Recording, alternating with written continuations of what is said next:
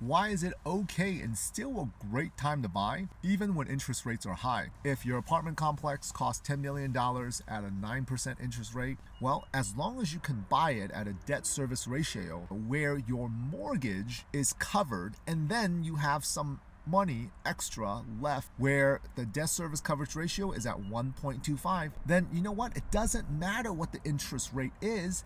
It's still a great time to buy because you have money left over for you, your investors, after covering the mortgage.